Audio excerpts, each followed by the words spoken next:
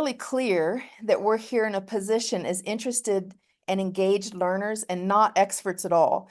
In fact, the reason I'm here is I kept talking about Carlene's research all the time, which we'll mention here throughout the study, which was looking at qualitative analysis and AI. And so when we were invited, I was invited to do the talk, I said, oh, no, wait a minute. It has to be my student, Carlene Brown, and I'll come along as a super interested person. One of the several reasons I'm very interested is AI offers an opportunity at the global level for equity. So Carlene and I run a qualitative research Facebook group that has 40-some thousand members across the globe, and many people would not be able to purchase what we would think of as a standard qualitative software analysis package that we receive as students and faculty through our being constituent at UNC.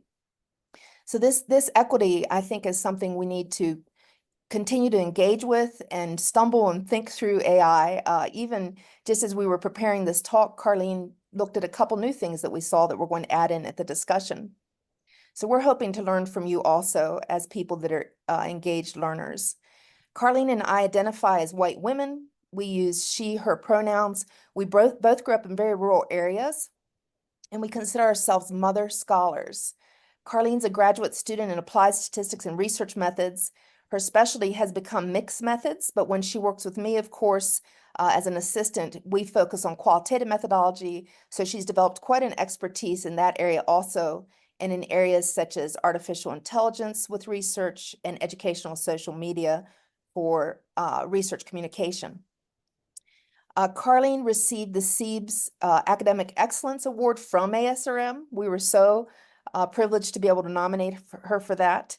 And as Dr. Jamison shared, Carlene just has recently defended her dissertation and pulled off the wedding of one of her children in the same month. So please join me in congratulating Dr. Brown. In her free time, she likes to be with her family, hike, and read nonfiction. Her dissertation topic was specifically on how different decision-making styles may predict vaccine hesitancy. And she used, for methodologists have to have a methodological portion of their dissertation. And she looked at the affordances of AI, but as compared to traditional qualitative software for analysis, which is the main reason that we're giving the talk today. So Carlene, over to you. Thank you. And can everybody see my screen okay? We're on the introduction slide. Okay. Thank you so much, Molly, for having us here today. And I'm so honored to be presenting with Dr. Lahman. And so, as many of you know, she's a professor of qualitative methodology here at the University of Northern Colorado. She is a former institutional research board chair. She held that position for over 15 years. And she's the creator and instructor of a graduate research ethics course. She's also the author of several textbooks, including Ethics in Social Science Research, Becoming Culturally Responsive, and then her newest book that will soon be out, likely in 2025, is Creating Critical Research Poetry. So as a Mennonite, she really challenges herself to weave aspects of social justice and peace building into her pedagogy and scholarship. And her scholarship is really focused on creating ethical solutions for culturally complex methodological situations, diversity, and young children. And she also focuses on mothering and qualitative writing representation. So it's such an honor to be presenting here with her today. So looking at AI in research, what is AI in research? It refers to technologies that mimic human intelligence to analyze, interpret, and predict data patterns. And it's important in research because it can aid in automating repetitive tasks. It can handle very large data sets efficiently, and it can help provide deeper insights through advanced analytics. And so, of course, the research methodologies that it can help with is quantitative, qualitative, and then, of course, mixed methods. So looking at the role of AI in quantitative research, I'm not as familiar with this personally, but I did find some good resources and information if anybody's interested in using it in their current research or future research. But For quantitative researchers, it can aid in data analysis and statistical modeling. And so it can process very large data sets, identify trends, it can perform complex statistical analyses, and that can make it easier to find patterns and then help to support or not support hypotheses. It can also be used for predictive analytics. So machine learning algorithms predict outcomes and model complex relationships, and that can work to enhance the accuracy of quantitative research. It also is helpful in automated data collection. So AI-powered tools such as online survey platforms and web scrapers can automate data gathering, especially from large online data sets. And then it can help to clean and process the data as well. So AI algorithms can really streamline that data cleaning, which we all know can take a lot of time. And that can aid in reducing errors and help make the data sets more reliable for analysis. So a few of the tools that I found that I have not used, so if anybody has used them later on in the talk, we would love to hear from you. I found these 7 tools for quantitative researchers, and they all primarily do the same thing, so I won't go through each of the features of each one of them, but I'll kind of give you an overview. They can work to analyze and create statistical models. So it automates the statistical modeling and feature engineering. It can provide insights and explainability for model outputs. And it can work with predictive analytics.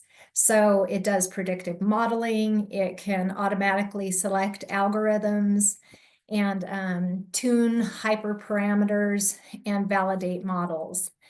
And then, of course, for the data collection, this is huge. It can integrate with cloud data sources and databases to pull data into the platforms for analysis. And then I think data cleaning is just a huge benefit, integrating AI into research, because it can automate that pre-processing, the tasks like handling missing values, which can take a lot of time. So things like imputing missing data imputation, encoding variables, and it has a lot of new features as well that I encourage you to look into. But a couple of them I thought was pretty interesting. Google Cloud Auto ML, and then the Alteryx, they promote that they use code-free statistical analysis and modeling. And so that can be really beneficial for individuals who aren't maybe as well versed in the coding process of quantitative analysis. And so those are some features and tools to look into if you're interested. And then this is where I'm a little bit more well-versed, is the role of AI in qualitative research. So while the following really isn't an exhaustive list, it does highlight some of the key features that of AI in the context of using it as a tool for qualitative research. So for literature and systematic reviews, I haven't found ChatGPT to be the best for this in my experience. So I would not recommend using ChatGPT for literature and systematic reviews. However, other platforms like Alyssa AI, Cite AI, and Research Rabbit AI, they're pretty effective in finding reputable research articles on your respective topic of interest. And so once you gain your reputable literature, ChatGPT can be helpful in reviewing the literature, maybe helping to explain complex topics. But as far as using ChatGPT to just type in, please do a literature review on X, it is going to come up with a lot of erroneous and bogus citations that are not at all credible. So definitely turn to Elicit, Cite AI, and Research Rabbit AI if you're interested in using AI for literature review. It can also be used for conceptualization purposes. So Dr. Lahman had shared that someone had used it maybe to go back and forth, just brainstorming ideas about research. So that can be really helpful. It's almost like having a second unpaid researcher. And then, of course, it can be used for coding data, qualitative data. It can be used for thematic content and sentiment analysis. And this is where ChatGPT shines, is because it's a natural language processing platform. It's more built for qualitative data. And so some of the AI capabilities include processing and analyzing massive amounts of data, identifying patterns and trends, generating insights, and then automating complex tasks. And so I'll share a little bit more about how I used that in my research in some of the following slides here. So, but I wanted to share some of the AI tools for qualitative researchers. So for literature searches, like we just mentioned, Alyssa AI, Connected Papers, Research Rabbit, Site AI. These are tools to help find and organize relevant literature. And that's really important in the early stages of qualitative research to really build that foundation of understanding that exists within your research topic.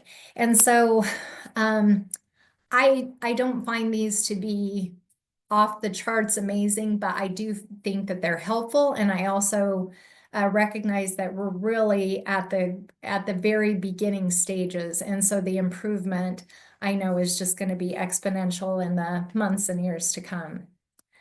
So then some other tools to use AI as writing assistants is ChatGPT, WordTune, and Bard. So these AI writing assistants, they can help you craft and refine your research narratives, summarize findings, and even brainstorm ideas based on qualitative insights. And then I think we're all familiar with Grammarly for grammar and paraphrasing. There's also Quillbot and PaperPal, and those tools can really help to enhance clarity and accuracy in your writing, especially for qualitative reports or when interpreting themes and quotes from participants. And then as far as data analysis in qualitative research, some of the AI platforms that are really helpful are Atlas TI and In Vivo. Both have recently incorporated AI into their software. And then, of course, ChatGPT. And then Otter, that's a tool I think we're all familiar with that uses AI to transcribe the interviews and discussions. And it's really useful for qualitative data collection and analysis. And I think In Vivo also, and I'm sure probably Atlas AI also has those transcription features as well. And then some tools for productivity are Trello, Notion, and PomoFocus. And while these really aren't specific to qualitative research, they're really helpful tools to help manage research timelines, tasks, and productivity. And that can be really beneficial in organizing and keeping track of your research milestones. So the role of AI in mixed methods research, of course, obviously the quantitative information that we talked about can be rolled into mixed methods research. And so what I'm about to share is more of the qualitative piece that can enhance mixed methods research. So again, this isn't an exhaustive list. It's just, a small foundation, but it can offer a preliminary view of some of the current capabilities. So like we talked, transcribing interviews and videos. So AI-powered transcription services, ChatGPT, Otter AI, they offer a significant advancement in qualitative research by rapidly and pretty accurately converting audio or video recordings into text. And that really can save the researcher so much time and maybe aid a little bit in reducing human error. And so For the most part, I think that these systems are pretty good at distinguishing between speakers. And they're okay at recognizing various dialects and nuances. But because of that, that helps to enhance the quality of the transcription and aids in, you getting to the data analysis a little bit quicker.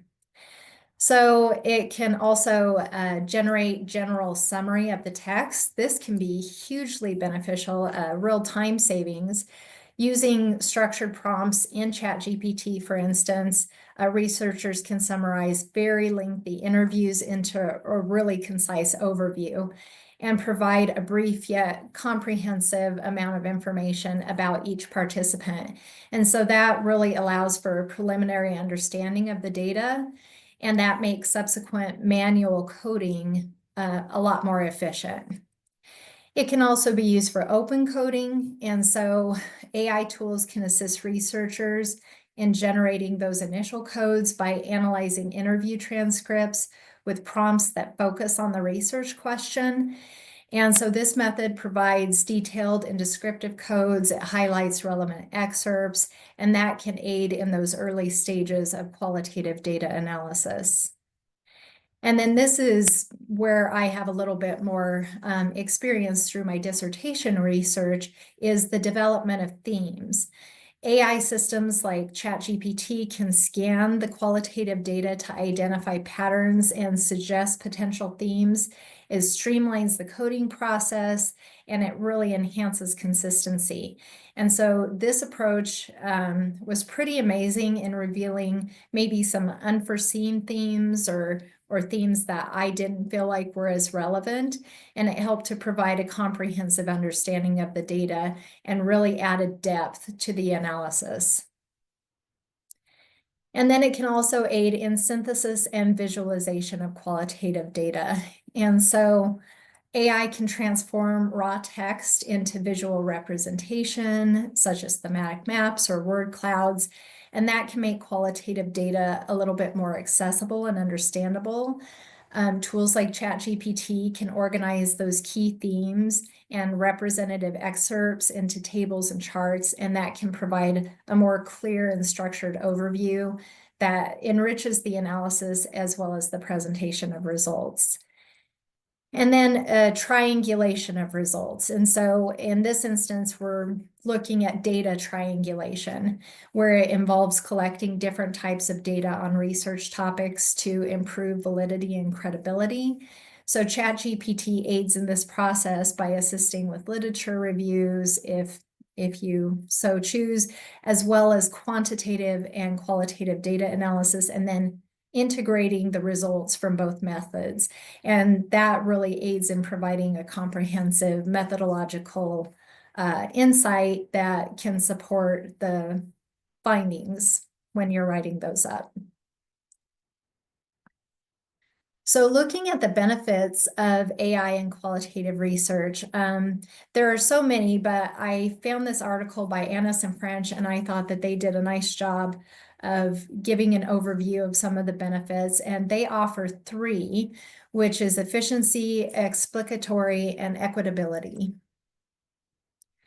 So AI can help tremendously with efficiency, as it can handle large amounts of unstructured qualitative data efficiently. The pattern recognition, like we talked, it can highlight patterns and themes in the text very rapidly. And then that frees the researcher from the time-consuming task of reading large amounts of text, and it allows them to focus on refining the codes and building conceptual connections, as well as theorizing. And then it enhances the analysis, because AI can act as an extension of the researcher and identify meaningful data pretty efficiently, more so than traditional methods such as content or sentiment analysis. However, the human research component is still at the core of all qualitative analysis, and AI is just a tool that really enhances and supports the human researcher. Additionally, this to me is a huge benefit, is the time savings. So David L. Morgan in 2023 conducted a study using AI, and he conveyed that it took him 23 hours to code his data using reflexive thematic analysis. And then that same analysis only took 2 hours using the AI. So interestingly, I'm slower than David L. Morgan, but it took me 60 hours, by the time you read and reread, and it's such an iterative process, coding and then allowing those themes to emerge. So I conducted two different analyses using ChatGPT. And the first analysis, I used prompts from Brown and Clark. And then the second analysis, I used prompts from Zhang et al. 2023. And Brown and Clark's analysis took 7 minutes, and Zhang et al.'s took 4. So definitely a tremendous time savings. So looking at explicatory, it can enhance the analysis. AI does lack human level understanding of social context, so we need to keep that in mind. That includes like common sense, cultural nuances, and it can struggle with complex texts like sarcasm or metaphors, but it has a really good ability to correctly process literal text based on predefined codes.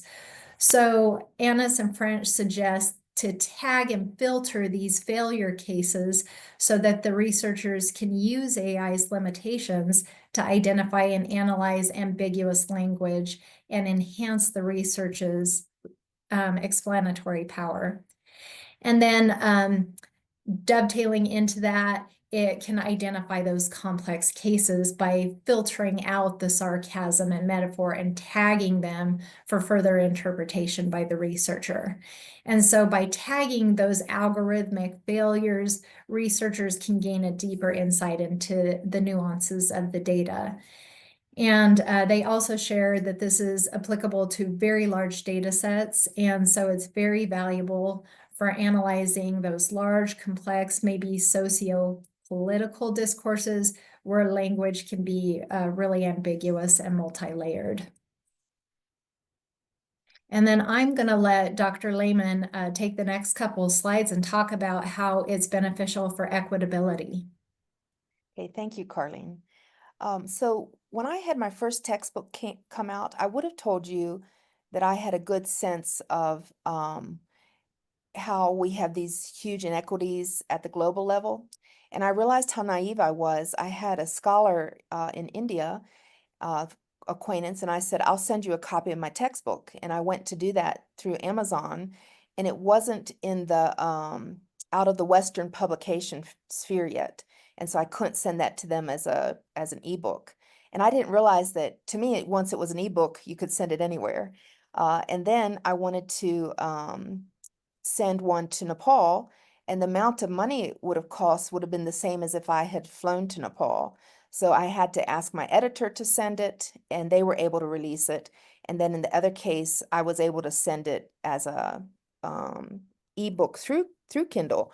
But it's just such a good example where knowledge just kind of slowly trickles down from the countries that have a lot of money.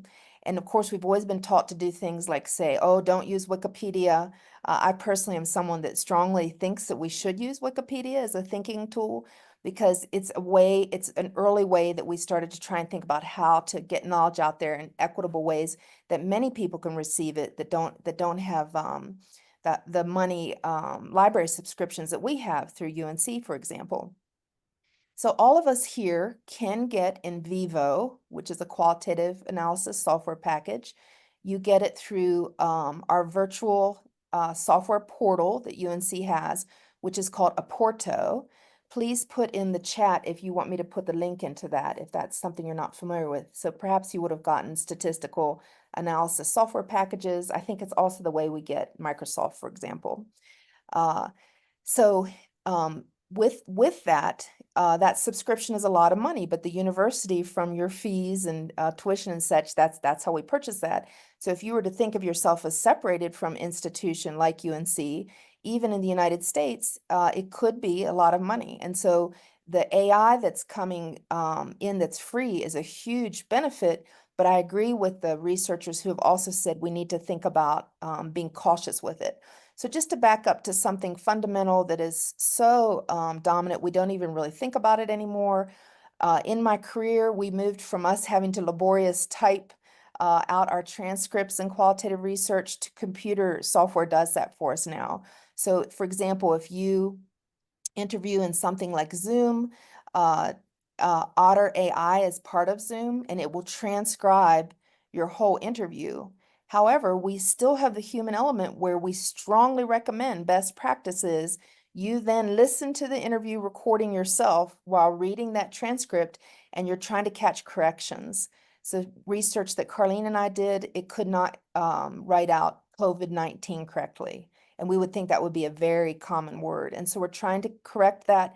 And we ourselves can make mistakes, but we're trying to interpret exactly what Carlene said, intonations, expressions, metaphors, idioms, and thinking about what does that mean. And so we don't want to remove that human element. Carlene will talk more about when ChatGPT did it, for example, it was very effective, but it was very, what's the word I want, Carlene? Like very, very condensed, way more condensed than we would ever see in an article because we were missing the rich quotes.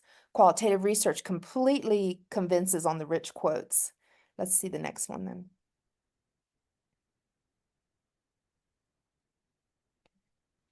And so I think that's all I wanted to say as an example. And then when Carlene starts talking more, I'll put in the Morgan article and the Porto link.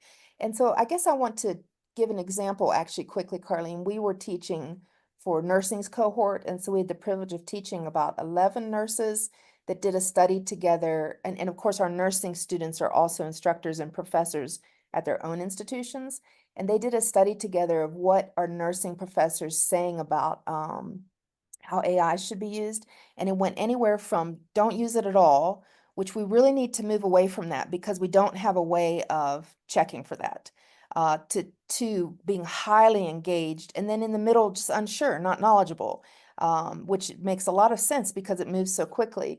And I loved the phrase that one of the professors said that they used in the title of the article, which is, the horse has left the barn. So this is a very old United States phrase, which means you can't get the door shut on AI. It's gone. You can't even get up in the morning and go to work without using AI. So we need to all be engaged. We can't say we're not using it. Okay, Carlene.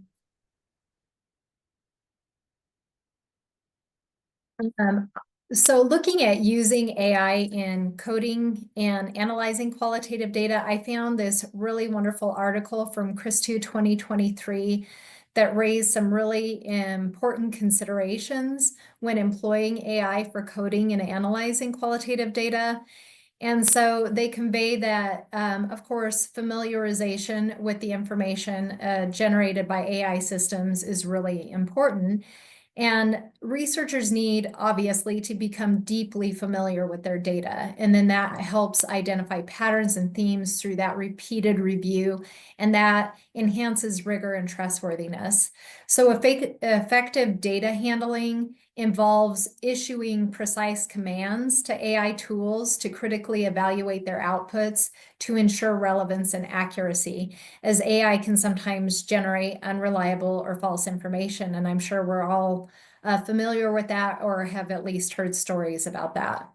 So researchers must actively engage in the analysis process to align AI-generated insights with the study's goals and work to maintain that integrity in their research.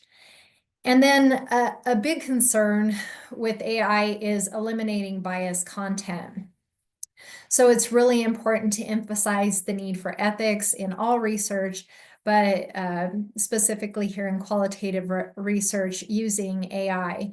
So researchers need to scrutinize the AI-generated content to avoid bias, just harmful or unethical outputs. And that involves ensuring diverse training data. If you want to train your AI before you utilize it for qualitative analysis, and that works towards transparency and accountability. And I think it's important to acknowledge AI usage and to critically evaluate the AI outputs. So, and that'll be reiterated. So I apologize for being redundant.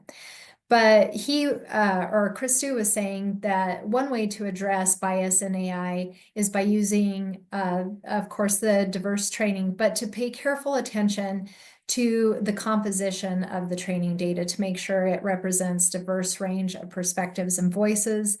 And additionally, the researcher again needs to examine the results and compare it with the existing knowledge in the fields to identify if there is any potential bias or inaccuracies, as well as any limitations to the system itself.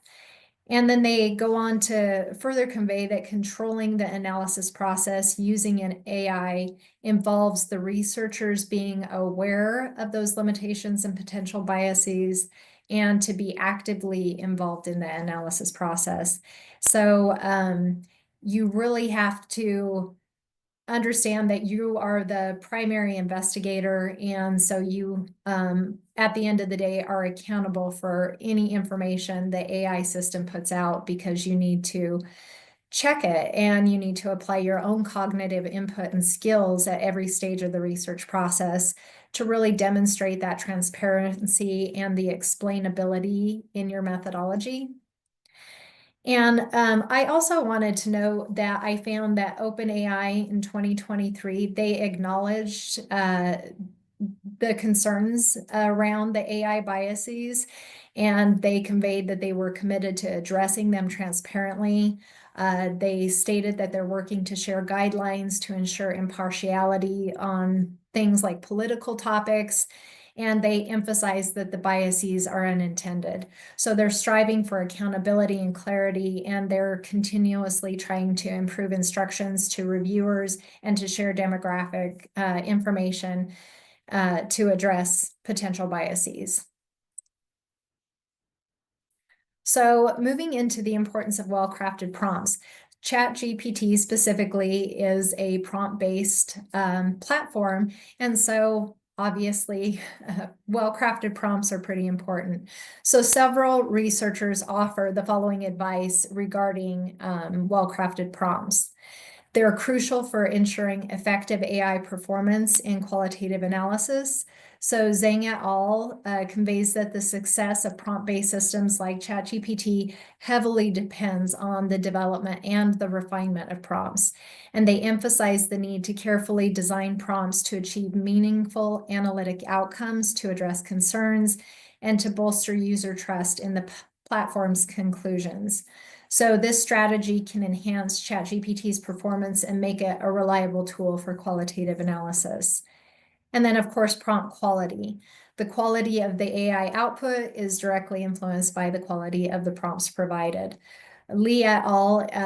In their 2023 work highlight that varying prompts can yield different outcomes. And so was part of my study, is seeing how different prompts, what the difference in results were.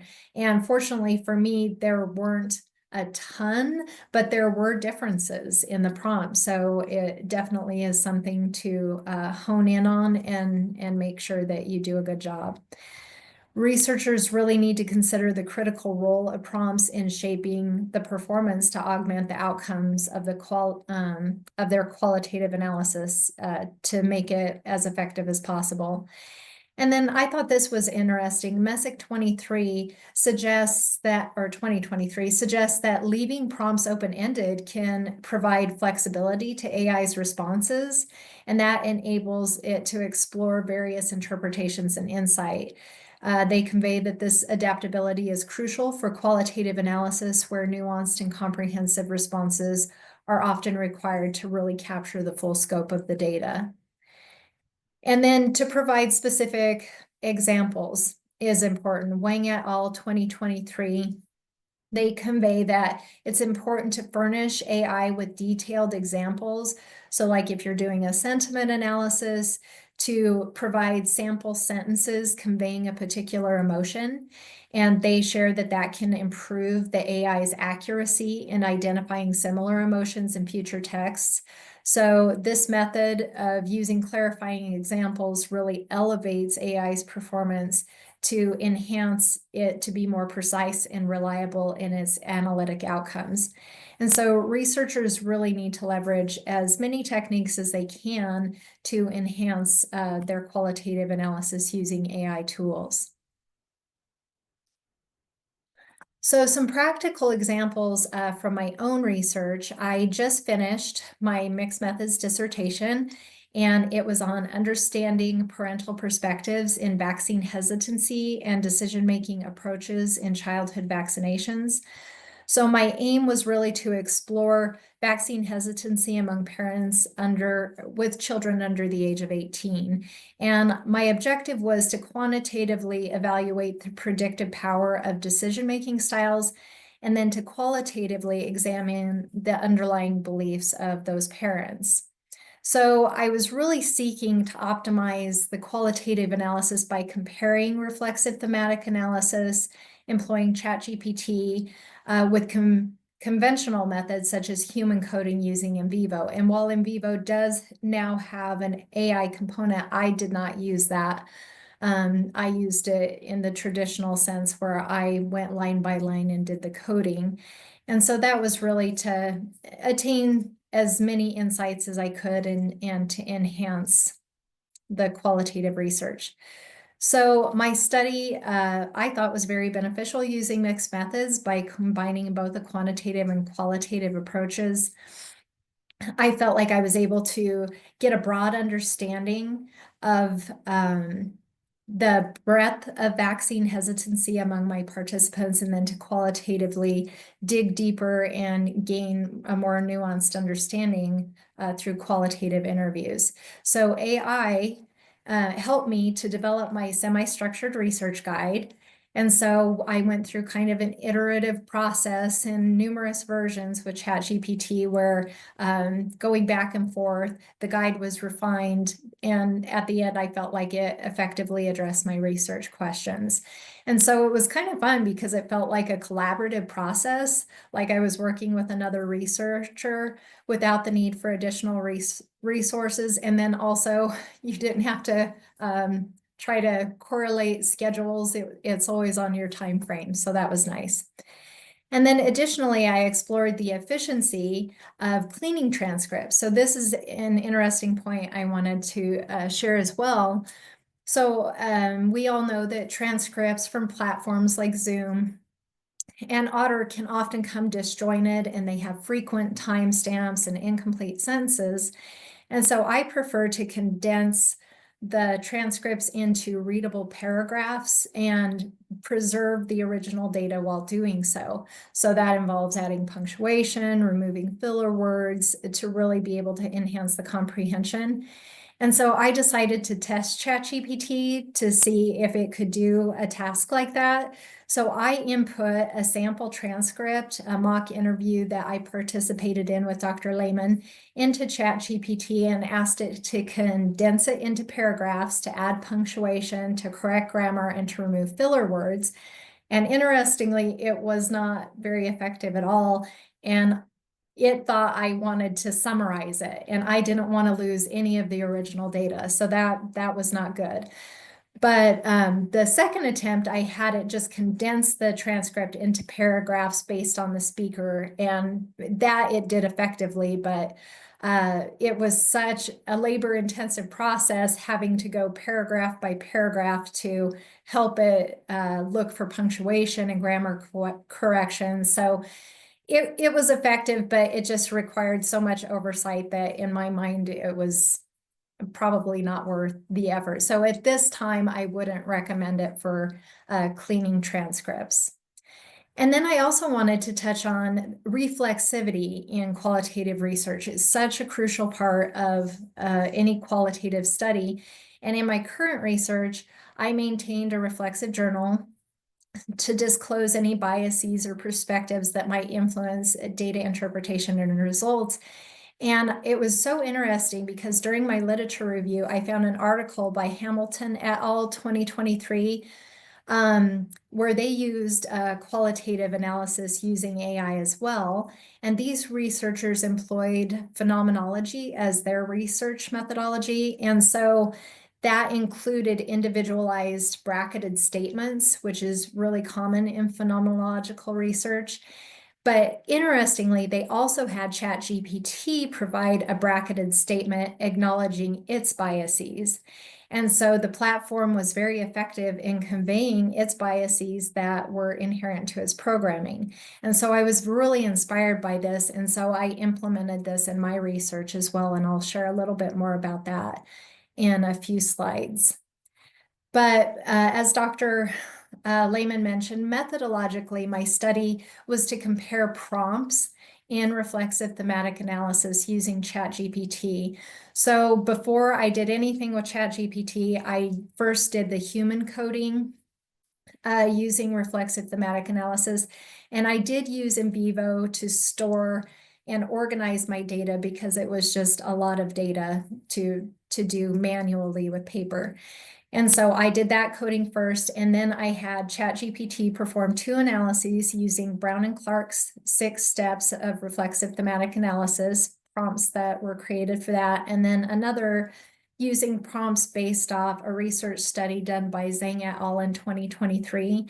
And then I was able to compare and contrast the nuanced differences between the findings of each approach. And what was interesting is that the human-led analysis was just so much more contextually rich. And so the amount of data that I had to support my themes was just hands down much more significant than either of the analysis done by ChatGPT. And they typically just have one sentence that supported 1 sentence per, I don't know, they maybe had 3 sentences from 3 different participants that would support a theme. And it did support the theme, it just didn't have that contextual depth that is needed in qualitative research. And so I felt like the AI was definitely such a good support because it definitely supported the themes that I found, but I would not recommend it as the sole researcher or the sole means of analyzing your data. So I have, let's see if I can get it to move to the next slide here. I am so sorry. Okay, here we go. So I wanted to provide a little bit of a demonstration, and I'm not good at doing things live, so I just kind of screenshotted what I did. But I wanted to show you, this is the demonstration prompt that I used in this current demonstration for today. And it was what I used in my dissertation research. So these are the prompts from Brown and Clark, and there were 3 prompts. And so let me get to the next screen here. I chose 4 transcripts that I am pulling in for this demonstration. And then I'm sure all of you know this, so I apologize if this is rudimentary, but I use the paid version of ChatGPT because I was nervous that the free version wouldn't be able to handle the amount of data that I had. And so what's beneficial is that you can upload files to that. And so you can see right here the little file icon in the ChatGPT chat. And so that's where I uploaded the 4 transcripts. And then I probably should have uploaded all of the prompts at once, but I just uploaded the 4 transcripts and the first prompt. So, and as soon as I hit go, I mean, it was very quick that it came back with already codes and some preliminary themes that it found. And so you'll be able to look back through these because I believe you'll each be getting the slides. So you'll be able to see all of the information. So after I inputted those first 4 in the first set of prompts, I input prompts 2 through 4. And I wanted to show. It was just so fast. It compiled an analytic report with an introduction. It shared that that 5 overarching themes emerged from the data. And then it just gives a brief description of each of the themes, and then it gives a few supporting quotes within each of the themes. So again, you are welcome to look through these at your leisure at the end. But I wanted to show you that I put this all in a table so you can see the 5 themes that ChatGPT came up with, the descriptions, and then you can see the supporting quotes. You know, each had maybe 2 to 4, mostly 2, supporting quotes, and that just doesn't give enough, in my opinion, contextual richness to support those themes. So that's where the human researcher comes in. And I'll mention this here, but it'll get mentioned again. I didn't use the AI portion of in vivo for my dissertation. But the other day I was getting ready to give a talk on in vivo, and I thought, well, I need to explore it to at least be able to share it with the students. And so I ran a quick analysis, and it does a really good job at coming up. I mean, it comes up with a lot of themes. That's kind of the problem. You'll have to go back and refine those themes and condense them. I think it came up with 55 themes. But the contextual richness supporting those themes was definitely much better than the ChatGPT version. So just something to keep in mind. And Carlene, we'll probably have to do this slide and then take questions. Okay, so I did employ reflexivity. This is the prompt I used asking ChatGPT for its reflexive statement, and this is the information it provided me. And then just as a quick overview of the aforementioned slide, it conveyed that it was a neutral researcher, that it didn't come into this with any personal bias, but it did acknowledge that the training data, the algorithms, and the human oversight may introduce human biases due to humans programming the platform. It also conveyed that its lack of personal experience could be a positive or a negative, positive in the way that it wasn't bringing personal bias, and negative in the way that it didn't have any, personal experience to draw context from. But it did convey that ethically, it was aiming to really accurately represent the participants' voices to avoid misinterpretation. And then it did position itself as a neutral research tool instead of the actual researcher. So I am so sorry that I talked so long that we're going to miss these slides, but No, I think it was the introduction from me, but also we can see if we can turn the slides out with the connection. Carlene, if you would look at 2 earlier questions, I'm not personally able to answer them. I'm not saying you will be able to, but I'll answer 2 here. One is to Meg's question. You see that example there. I disagree with the AI saying that it's neutral, but I have many, many human researchers say to me that they're neutral, where I think that they're trying to say they're attempting to be neutral. Obviously, people created AI, so it can't be neutral, in my strong opinion. And then there was a question about ethics. So I do want to say that I find AI to be no different than any of the other technology or even human resources that we've used in research. So when I started as a research professor, people commonly just took tapes, audio tapes, and put them in the mail and sent them to a transcriptionist. And mail was treated as though it was a confidential source, and we know it's not. So there's a lot of things that go on behind the scenes that IRB doesn't really check about. Now, moving away from that, best practice, of course, would be to completely de-identify any data that you're putting up into the internet anywhere. So this is even when we data share between researchers. And this is not just de-identifying people's names, but also thinking about, is there anything unique about their demographics that they would be identifiable?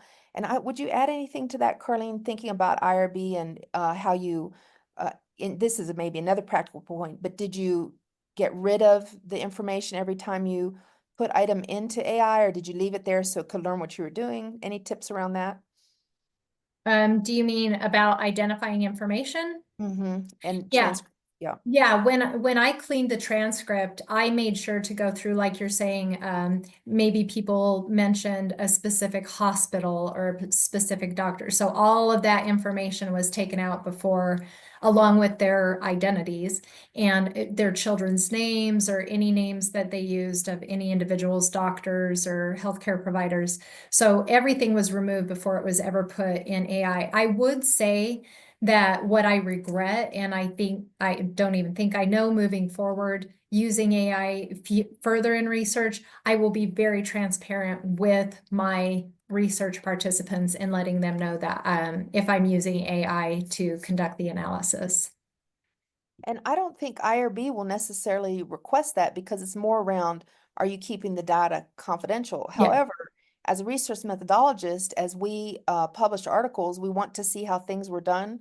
So I imagine we will begin to require crafted statements that say the following occurred in AI in the methodological portion of your articles.